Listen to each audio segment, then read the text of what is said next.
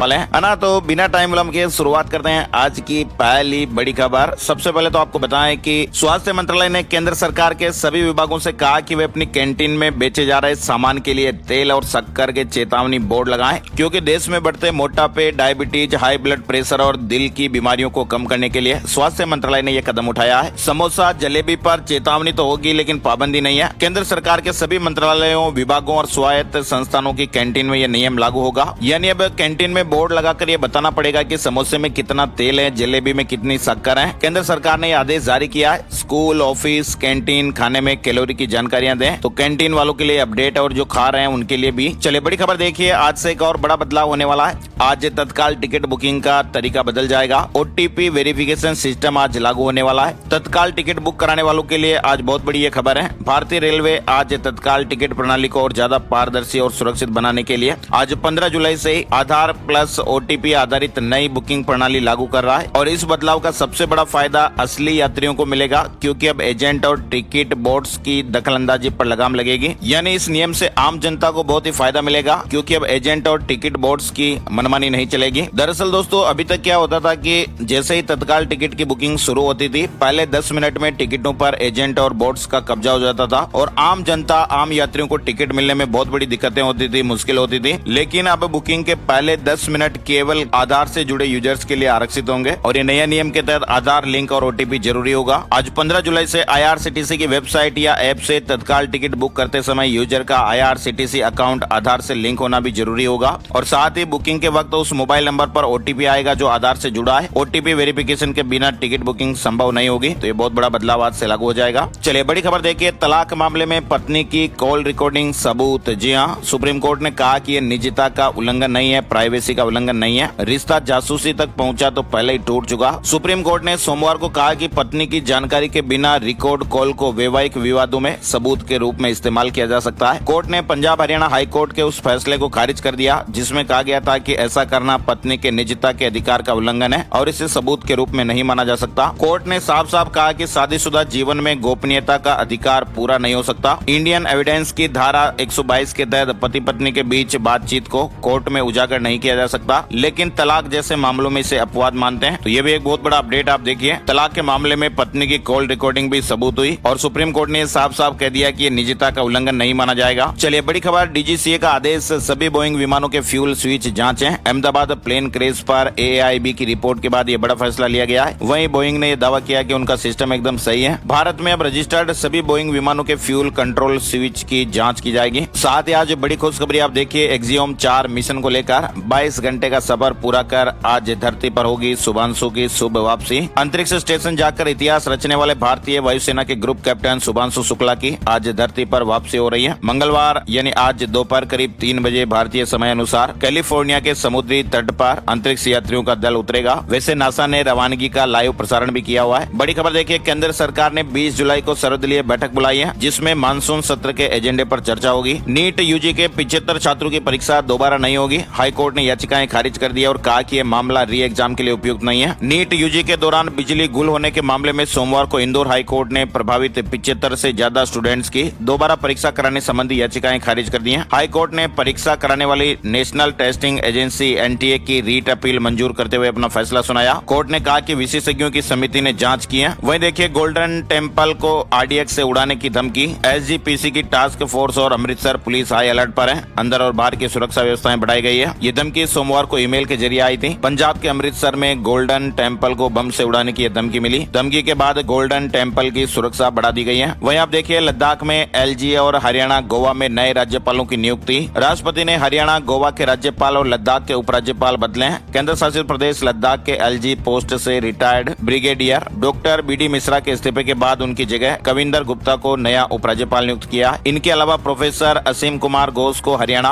और पुष्पति अशोक गजपति राजू को गोवा का राज्यपाल नियुक्त किया गया है। साथ ही आप देखिए, बांग्लादेश ने पीएम मोदी को 1000 किलो आम भेजे हैं। यूनुस सरकार ने बरकरार रखी मैंगो डिप्लोमेसी। बांग्लादेश की अंतरिम सरकार के प्रमुख प्रोफेसर मोहम्मद यूनुस ने हरिबंगा किस्म के 1000 किलोग्राम आम भारत भेजे हैं। इन्हें पीएम मोदी, भारत के राजनयिकों और दूसरे अधिकारियों को उपहार में दिए जाएंगे। भारत के साथ रिश्तों को बेहतर बनाने की कोशिश के तहत बांग्लादेश की इस पहल को मैंगो डिप्लोमेसी कहा जा रहा है। इसके तहत अंतरिम सरकार ने न सिर्फ केंद्र सरकार को बल्कि पश्चिम बंगाल की मुख्यमंत्री ममता बनर्जी मुखर्जी और त्रिपुरा के मुख्यमंत्री माणिक साहा को भी हरिभंगा आम भेजे गए। वहीं आप देखिए चीन ने भारत में आईफोन बनाने वाले इंजीनियर्स वापस बुलाए। सरकार ने कहा कि अभी भी एप्पल के पास पर्याप्त इंजीनियर्स मौजूद हैं। भारत में आईफोन बनाने वाली कंपनी फॉक्सकॉन से 300 से ज्यादा चीनी इंजीनियर्स और टेक्नीशियंस को अचानक वापस बुलाने पर भारत सरकार ने अपनी प्रतिक्रिया दी है। सरकार ने कहा कि स्थिति पर कड़ी नजर रखी जा रही है। एप्पल के पास उत्पादन को प्रभावित किए बिना काम चलाने के लिए पर्याप्त इंजीनियर्स मौजूद हैं। वहीं आप देखिए रिटेल महंगाई 6.5 साल के निचले स्तर पर आई। जून महीने में रिटेल महंगाई घटकर 2.10% पर आ गई है और ये 77 महीने का निचला स्तर है। जून में खाने पीने के सामानों की कीमत घटी। अनाज, सब्जियों और दालों की कीमत में गिरावट के कारण रिटेल महंगाई घटी है। चलिए आगे बढ़ते हैं। बड़ी खबर पंजाब से आ रही है। पंजाब में धार्मिक ग्रंथों की बेअदबी पर उम्र कैद होगी। आम आदमी पार्टी सरकार ने यह नया बिल पेश किया है। विधानसभा में ये बिल पेश कर दिया गया है। इसके मुताबिक अगर कोई भी धार्मिक ग्रंथ की बेअदबी यानी अपमान करता है तो उसे 10 साल की कैद से लेकर आजीवन कारावास तक की सजा हो सकती है। पंजाब सरकार ने इसे पंजाब पवित्र ग्रंथ बिल 2025 का नाम दिया है और इस कानून में धार्मिक ग्रंथों में सिखों के श्री गुरु ग्रंथ साहिब के साथ हिंदुओं की श्रीमद भगवत गीता, मुस्लिमों की कुरान शरीफ और ईसाई धर्म की बाइबल को भी शामिल किया गया है। चलिए बड़ी खबर देखिए। किन्नरों का धर्मांतरण और HIV संक्रमित करने का आरोप। दावा किया जा रहा है कि मालेगांव से इंदौर आए मुस्लिम किन्नरों ने 60 को पॉजिटिव किया। PMO तक ये शिकायत चली गई है।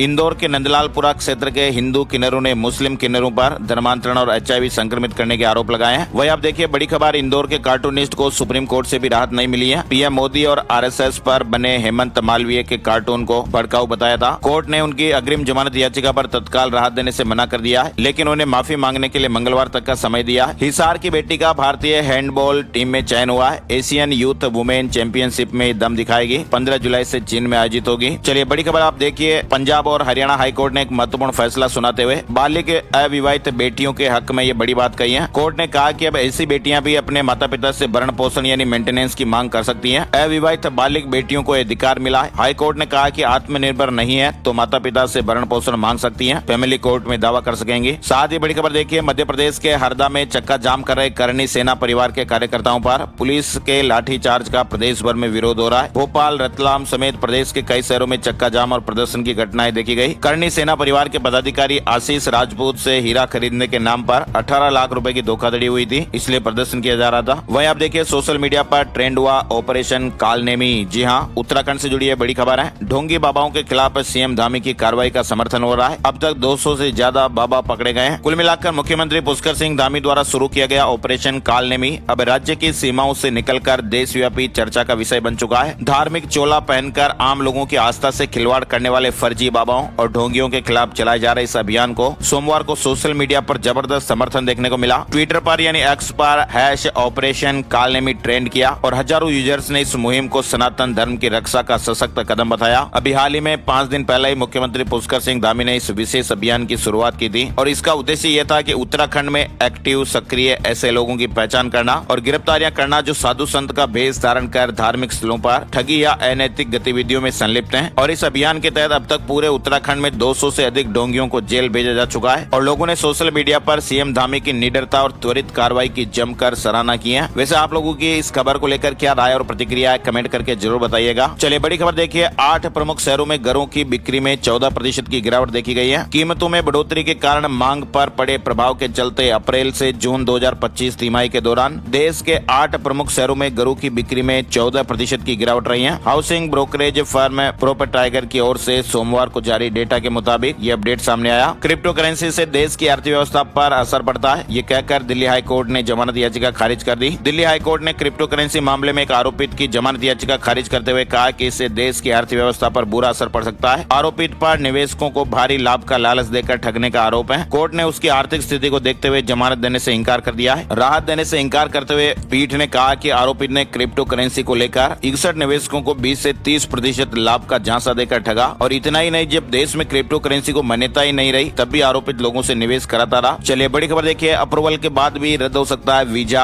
अमेरिका ने भारतीयों के लिए नई एडवाइजरी जारी की है। वीजा धारकों को अमेरिकी कानूनों और आवर्जन नियमों का पालन करना होगा। वहीं देखिए दिल्ली सरकार पर्यटन और विरासत फेलोशिप कार्यक्रम शुरू कर रही है। मुख्यमंत्री रेखा गुप्ता ने सोमवार को इसकी घोषणा की और इस कार्यक्रम के तहत चयनित युवाओं को हर महीने 50,000 रूपए दिए जाएंगे। दिल्ली सरकार के पर्यटन और विरासत फेलोशिप कार्यक्रम के तहत हर साल 40 युवा पेशेवरों का चयन किया जाएगा और उन्हें 50,000 रूपए का मासिक वजीफा पेश किया जाएगा। दिल्ली के प्राइवेट स्कूलों में दूसरी से ऊपर की कक्षाओं पर EWS श्रेणी श्रेणी के बच्चों का ऑनलाइन एडमिशन होगा। शिक्षा निदेशालय ने दिल्ली के प्राइवेट स्कूलों में दूसरी कक्षाओं से ऊपर की खाली सीटों पर EWS कोटे के तहत ऑनलाइन एडमिशन शुरू करने की घोषणा की है। ये फैसला RT अधिनियम 2009 और दिल्ली उच्च न्यायालय के आदेश के अनुसार लिया गया है। रूस में भारतीयों के लिए सुनहरा मौका, इस साल के अंत तक 10 लाख लोगों को रोजगार मिलेगा। रूस अपने औद्योगिक क्षेत्रों में श्रमिकों की कमी को दूर करने के लिए भारत से लगभग 10 लाख कुशल श्रमिकों को रोजगार देने की योजना बना रहा है। साथ ही आप देखिए, अमेरिकी राष्ट्रपति डोनाल्ड ट्रंप ने चेतावनी दी है कि अगर 50 दिनों में यूक्रेन युद्ध खत्म करने का समझौता नहीं हुआ तो वह रूस पर 100% तक के कड़े टैरिफ लगाएंगे। उन्होंने कहा कि ये टैरिफ केवल रूस पर ही नहीं बल्कि उसके व्यापारिक साझेदार देशों पर भी लागू हो सकते हैं, ताकि रूस को वैश्विक अर्थव्यवस्था में अलग थलग किया जा सके। अमेरिका के राष्ट्रपति डोनाल्ड ट्रंप ने साफ साफ कहा कि अगर अगले 50 दिनों में रूस यूक्रेन युद्ध खत्म करने के लिए कोई समझौता नहीं करता है तो वह रूस पर टैरिफ लगाकर सजा देंगे। जून में रूस से कच्चे तेल का आयात 11 महीने की ऊंचाई पर, यानी इजराइल ईरान युद्ध और वैश्विक भू राजनीतिक तनाव के बीच भारत ने कच्चे तेल की आपूर्ति को लेकर सतर्कता बरती है और इसका सीधा असर जून 2025 के आयात आंकड़ों में दिखाई दिया, जब रूस से भारत का कच्चे तेल का आयात 20.8 लाख बैरल प्रतिदिन तक पहुंच गया। यह आंकड़ा जुलाई 2024 के बाद का सबसे उच्चतम स्तर है। वाराणसी में युवा आध्यात्मिक शिखर सम्मेलन 18 से 20 जुलाई तक आयोजित होगा। केंद्रीय मंत्री डॉक्टर मनसुख मांडविया ने सोमवार को 18 से 20 जुलाई 2025 तक वाराणसी में युवा आध्यात्मिक शिखर सम्मेलन की घोषणा की है। साथ ही आप देखिए, नीति आयोग ने ट्रेड वॉच क्वार्टरली का तीसरा संस्करण लॉन्च किया है। वहीं देखिए, 92% भारतीय युवाओं की ख्वाहिश है कि वीजा फ्री मिले तो विदेश में नौकरी जरूर करेंगे। 92% भारतीय युवा मुफ्त वीजा, हायरिंग और ट्रेनिंग सपोर्ट मिलने पर ग्लोबल जॉब्स के लिए आवेदन करने की इच्छा रखते हैं। ये जानकारी सोमवार को आई एक रिपोर्ट में दी गई। विदेश मंत्री जयशंकर ने चीनी उपराष्ट्रपति से मुलाकात की है। भारत और चीन संबंधों को सामान्य करने पर जोर दिया गया। साथ ही आप देखिए, इनकम टैक्स डिपार्टमेंट ने पूरे देश में व्यापक छापेमारियां शुरू कर दी हैं। डिपार्टमेंट ने उन लोगों और संस्थाओं को टारगेट पर लिया है जो फर्जी टैक्स कटौती में शामिल हैं, जो फर्जी राजनीतिक चंदे और ट्यूशन फीस पर फेक क्लेम दाखिल कर रहे हैं। अधिकारी ओल्ड टैक्स रिजीम के तहत कटौतियों के दुरुपयोग पर नकेल कस रहे हैं। इनकम टैक्स डिपार्टमेंट और उसकी रेड आजकल काफी चर्चा में चल रही है। डिपार्टमेंट ने भी हाल ही में देश के अलग अलग 200 जगहों पर रेड मारी। एक साथ 200 जगहों पर रेड की गई। अब देखिए, राजस्थान के 5 शहरों में भी इनकम टैक्स के छापे हुए हैं। जालसाजी के डॉक्यूमेंट जब्त किए गए। टैक्स सलाहकार बोगस दावे कर लोगों से आयकर रिटर्न भरवा रहे थे। साथ ही अपडेट में आप देखिए, इनकम टैक्स में फर्जीवाड़े की अब खैर नहीं। आयकर विभाग ने टैक्स चोरी रोकने के लिए AI और डेटा एनालिटिक्स का इस्तेमाल किया है, जिससे फर्जी डिडक्शन और छूट के दावे पकड़े जा रहे हैं। विभाग ने फर्जी दस्तावेज बनाने वाले रैकेट्स का पर्दाफाश किया है और टैक्स पेयर्स को चेतावनी दी है कि वे बिना सही दस्तावेजों के दावे पर भारी पेनल्टी हो सकती है। चलिए, बड़ी खबर, एलन मस्क ने बड़ी घोषणा की है। अब टेस्ला के शेयर होल्डर भी कर सकेंगे XAI में निवेश। वही आप देखिए, 500 रुपए के नोट बंद होने को लेकर बड़ी खबर। सोशल मीडिया का जमाना और कब क्या वायरल हो जाए कुछ नहीं कहा जा सकता। एक खबर अभी सोशल मीडिया पर खूब वायरल हो रही है, जिसमें दावा किया जा रहा है कि मार्च 2026 से 500 रुपए के नोट चलन से बाहर हो जाएंगे। इस खबर पर अब सरकार की ओर से जानकारी दी गई है। PIB फैक्ट चेक ने इस मैसेज को पूरी तरह फर्जी बताया है और कहा कि ऐसा कोई भी आदेश जारी नहीं किया गया है। 500 रुपए के नोट अभी भी कानूनी रूप से वैध हैं। सरकार ने लोगों से ऐसी भ्रामक खबरों से सावधान रहने को कहा है, क्योंकि अभी हाल ही में व्हाट्सएप पर ये मैसेज काफी ज्यादा सर्कुलेट हो रहा है, जिसमें ये कहा जा रहा है कि भारतीय रिजर्व बैंक ने सभी बैंकों को निर्देश दिए कि वे 30 सितंबर 2025 तक अपने ATM से 500 रुपए के नोट निकालना बंद कर दें। इसका लक्ष्य है कि 75% बैंकों के ATM से 500 के नोट हट जाएं और 31 मार्च 2026 तक 90% ATM से ये नोट पूरी तरह बंद हो जाएं। इसके बाद ATM से केवल 100 रुपए और 200 रुपए के नोट ही उपलब्ध होंगे। इसलिए अपने पास मौजूद 500 रुपए के नोटों को अब से खर्च करना शुरू कर दें। तो इस तरह की ये बातें चल रही थी और लोगों ने व्हाट्सएप पर ये फैलाना शुरू कर दिया कि 500 रुपए के नोट बंद हो रहे हैं, चलन से बाहर हो रहे हैं। तो PIB ने फैक्ट चेक में ये जानकारी दी और साफ साफ कर दिया कि 500 रुपए के नोट अभी भी कानूनी रूप से वैध हैं और जो खबरें व्हाट्सएप यूनिवर्सिटी में चल रही हैं वो बिल्कुल फर्जी हैं, फेक हैं, है ना। और आगे बढ़ते हैं, बड़ी खबर देखिए, महाराष्ट्र में गौ हत्या पर लगेगा मकोका, सरकार जल्दी कठोर कानून लाएगी। इसके अलावा महाराष्ट्र में दिसंबर में धर्मांतरण विरोधी कानून भी लागू हो सकता है। महाराष्ट्र में फडणवीस सरकार धर्मांतरण रोकने के लिए भी कड़ा कानून बनाने जा रही है। सिमी पर बैन जारी रहेगा। सुप्रीम कोर्ट ने प्रतिबंध हटाने की याचिका पर सुनवाई से इंकार कर दिया है। 2001 में पहली बार सिमी को बैन किया गया था। साथ ही आप देखिए, ऑपरेशन सिंदूर के बाद ब्रह्मोस की डिमांड बढ़ गई है। 15 देश खरीदने के लिए लाइन में लगे हुए हैं। ऑपरेशन सिंदूर में ब्रह्मोस मिसाइल की असाधारण सफलता ने वैश्विक स्तर पर भारत के रक्षा क्षेत्र में आत्मनिर्भरता को प्रदर्शित किया है और इस सफलता के बाद 14 से 15 देशों ने ब्रह्मोस मिसाइल खरीदने में रुचि दिखाई है। कनाडा में रथ यात्रा के दौरान भक्तों पर अंडे फेंके गए, भारत ने कड़ी आपत्ति जताई है। कनाडा के टोरंटो में आयोजित रथ यात्रा के दौरान अज्ञात लोगों ने भक्तों पर अंडे फेंक दिए। सोशल मीडिया पर वीडियो वायरल होने के बाद भारत सरकार ने इसे निंदनीय बताया और कनाडाई प्रशासन से दोषियों पर कार्रवाई की मांग की है। ये घटना इस्कॉन की 53वीं वार्षिक रथ यात्रा के दौरान हुई। चलिए, अगली बड़ी खबर आप आप देखिए देश भर के मेडिकल कॉलेजों के लिए एनएमसी ने अहम नोटिस जारी किया है। एनएमसी ने मेडिकल कॉलेजों को अपने यहाँ मेडिकल डिवाइस से संबंधित प्रतिकूल घटनाओं की निगरानी करने के लिए एक समिति गठित करने के निर्देश दिए हैं और मेडिकल कॉलेजों को 31 जुलाई तक इस कमेटी का गठन कर उसे आईपीसी में पंजीकृत कराना होगा। ये कमेटी मेडिकल डिवाइसों से जुड़ी प्रतिकूल घटनाओं की निगरानी, मूल्यांकन और रोकथाम का काम करेगी। वहीं आप देखिए कावड़ यात्रा से जुड़े अपडेट। उत्तर प्रदेश के इन जिलों में कावड़ यात्रा के मद्देनजर 16 जुलाई से स्कूल बंद, 8 दिनों तक छुट्टी। हरिद्वार, मुजफ्फरनगर, गाजियाबाद और अब मेरठ में कावड़ियों द्वारा गाड़ियों में तोड़फोड़ की घटनाएं हुई हैं। वहीं कावड़ मार्ग पर शिव भक्तों की संख्या भी लगातार बढ़ने लगी है और इसके मद्देनजर 16 से 23 जुलाई तक जनपद में सभी स्कूल बंद रहेंगे।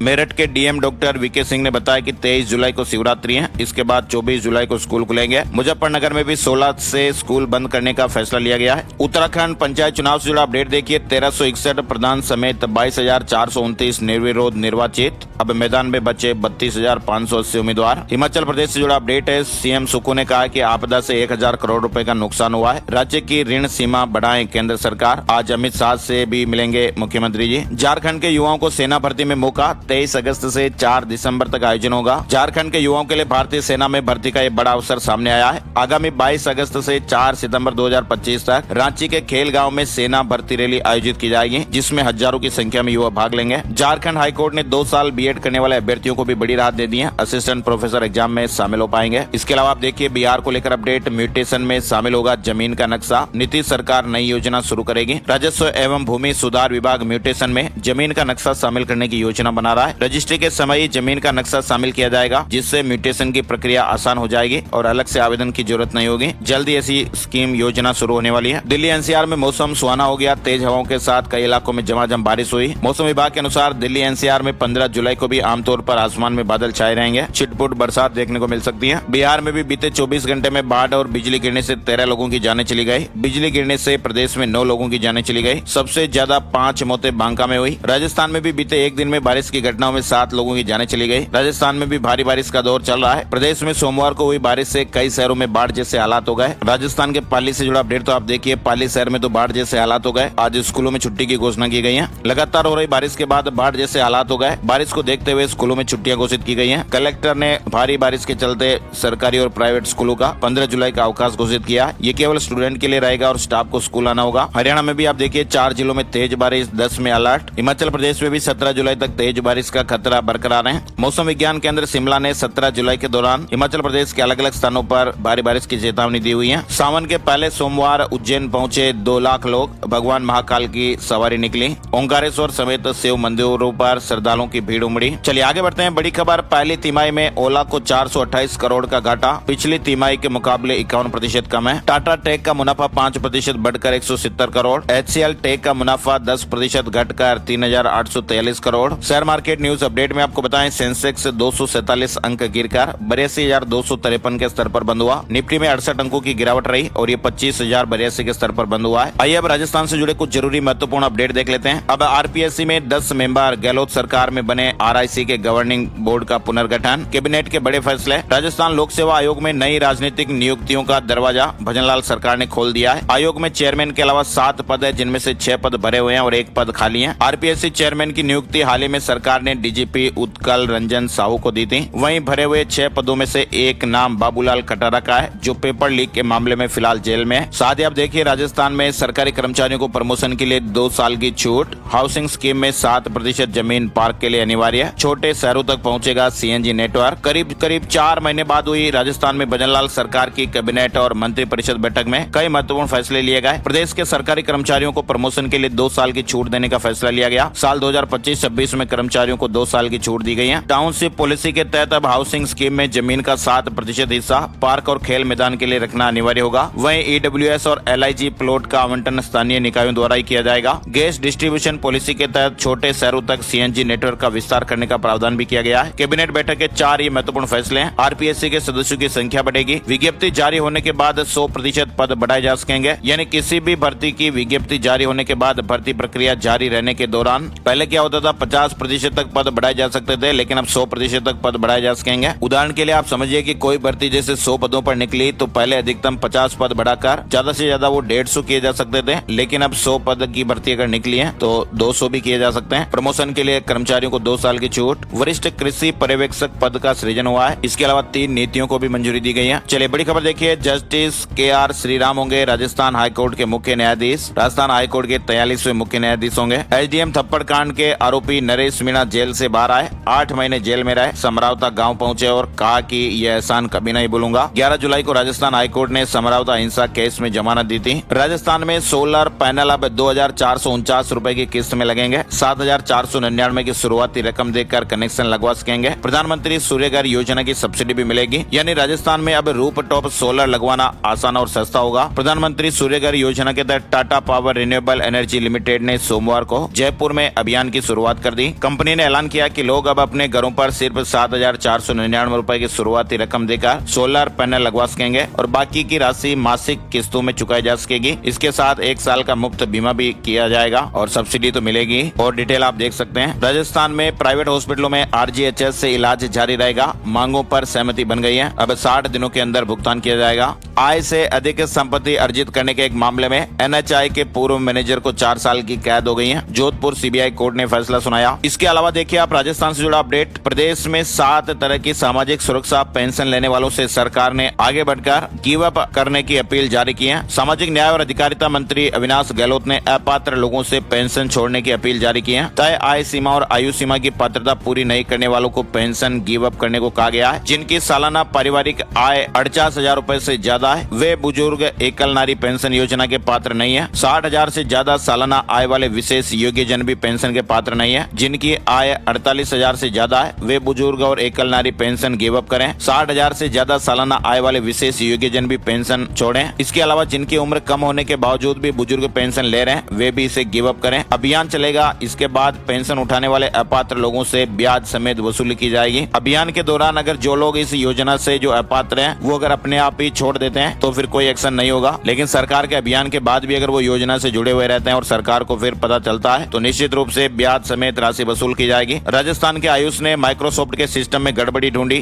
कंपनी ने $3000 का इनाम दिया। वहीं एक और बड़ी खबर आ रही है। ड्रग्स सप्लायर निकली इंस्टाग्राम इन्फ्लुएंसर। एक ट्रिप का 10,000 रुपए लेती थी, ऐसी खबर है। बाड़मेर की इंस्टाग्राम इन्फ्लुएंसर भंवरी देवी नाम की है युवती है, जिसे पुलिस ने गिरफ्तार किया है और उसके पास से 2 पैकेट में 152 ग्राम MD ड्रग्स मिली है। रामेश्वरम और मदुराई तीर्थ धाम के लिए 780 यात्री रवाना हो गए हैं। अजमेर में केंद्रीय कृषि राज्य मंत्री ने हरी झंडी दिखाई, यात्रियों से भी मुलाकात की। राजस्थान सरकार के देवस्थान विभाग की ओर से वरिष्ठ नागरिक तीर्थ यात्रा योजना के तहत रामेश्वरम व मदुराई तीर्थ धाम के लिए सोमवार को अजमेर से स्पेशल ट्रेन रवाना हुई। 780 तीर्थ यात्री इसमें बताए जा रहे हैं। इस यात्रा में अजमेर, ब्यावर, भीलवाड़ा, टोंक जिलों के करीब विभिन्न शहरों से 780 तीर्थयात्री शामिल हैं। उदयपुर फाइल्स रिलीज करवाने की याचिका सुप्रीम कोर्ट ने स्वीकार की है। एडवोकेट ने अर्जेंट सुनवाई की मांग की, कहा कि सिनेमाघर बुक हो चुके हैं। दिल्ली हाई कोर्ट ने रोक लगाई हुई है। साथ ही आपको बताएं राजस्थान के सबसे प्रतिष्ठित ब्यूटी कॉन्टेस्ट मिस राजस्थान का 27वां ग्रैंड फिनाले बिरला ऑडिटोरियम में रॉयल अंदाज में आयोजित किया गया। 5000 से ज्यादा गर्ल्स के बीच मुकाबले के बाद टॉप 28 मॉडल्स ने इस मंच पर फिनाले की रैंप वॉक की। सैकड़ों दर्शकों की मौजूदगी और चकाचौंध लाइट्स के बीच मिस राजस्थान 2025 का ताज ट्विंकल पुरोहित को पहनाया गया। वहीं देखिए राजस्थान में प्राध्यापक भर्ती परीक्षा 2022 अर्थशास्त्र का लीक पेपर 15 से 20 लाख रुपए में खरीदा था। कोचिंग संचालकों के साक्ष्य भी मिले। पूछताछ में और खुलासे होंगे। मध्य प्रदेश हाई कोर्ट के नए चीफ जस्टिस बने संजीव सचदेवा। साथ ही आप देखिए रेलवे ने रिजर्वेशन चार्टिंग की टाइमिंग बदली। यात्रियों को समय रहते सीट की स्थिति जानने में अब और आसानी होगी। रेलवे बोर्ड ने आरक्षण चार्ट की प्रक्रिया में महत्वपूर्ण बदलाव करते हुए अब ट्रेन के प्रस्थान समय से 8 घंटे पहले चार्ट तैयार करने का निर्णय लिया है। ये व्यवस्था